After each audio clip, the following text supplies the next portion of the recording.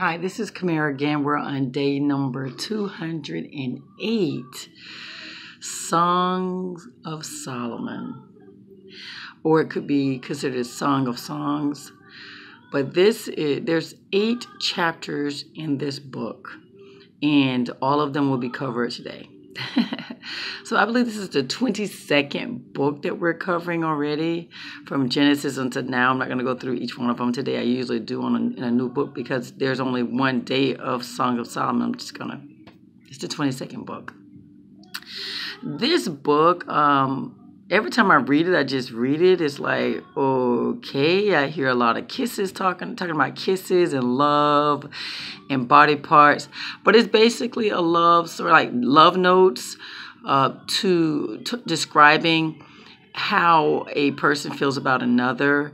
So you hear a lot about, kisses, courtship, romance. You read about, you even read about sex.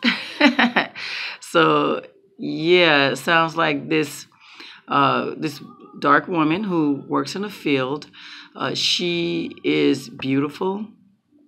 She is basically told to work in the fields by her brother, so she's dark, and it kind of seems like she's kind of subconscious about that. Don't stare at me because I'm dark. I'm dark because I have to work in these fields.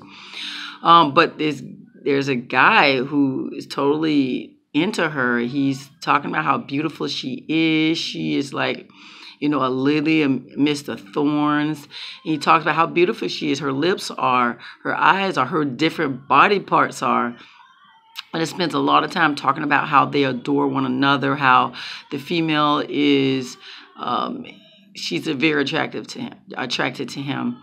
And he is handsome. And I'm almost certain they said dark in there as well. But it could be Solomon she's talking about. I'm not certain, because they do mention Solomon in this book. And she's like, I see why women like you. You are charming and all this stuff. And they court. And then he talks about a bride. So it looks like they eventually get married.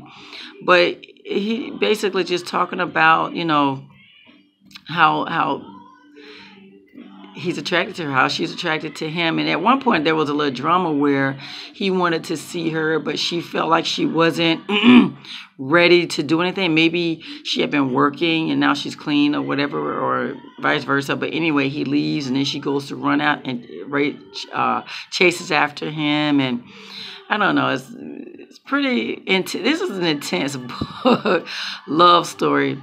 And yeah. So they court, they look like they get married, and he talks about, love making. Sounds like he talks about love making. That's what it sounds like. So, yeah, this book, when I read it, I'm like, no, this is really a love story.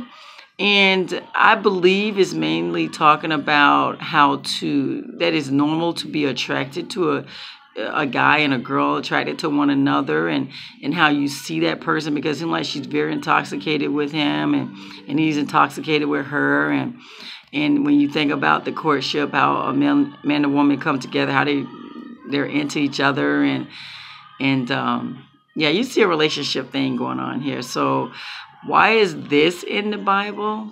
I don't know. Maybe it's just to show us that, attraction is real. Yeah, this is what I'm thinking. Yeah, and there was this one part that came up a couple of times. Don't give in to your desire too soon. So maybe it's saying wait until marriage. You're going to be attracted to one another, but wait until you're married to do it the right way. I don't know. But hey, I say ask God for understanding, because this is one of those books that I would just read through it, because I'm like, okay, but why is this in the Bible? But since I have to explain it now, I put a little more thought in it. And I feel like maybe it's just to show us that attraction is real, and that there's a way to go about things. I don't know. It shows that she was not a woman of wealth. If you look at, she's working in the field. But this person who is attracted to her and marries her is a noble person. So guys, we're going to have to ask God for understanding on this one. That's all to it. But it is in the Bible, so there's purpose for it. So we thank God for his word, and we ask God for understanding his word. But there you have it, guys. Day number 208, the Song of Solomon, Song of Songs, chapter 1 through 8. You have a God-filled, blessed day.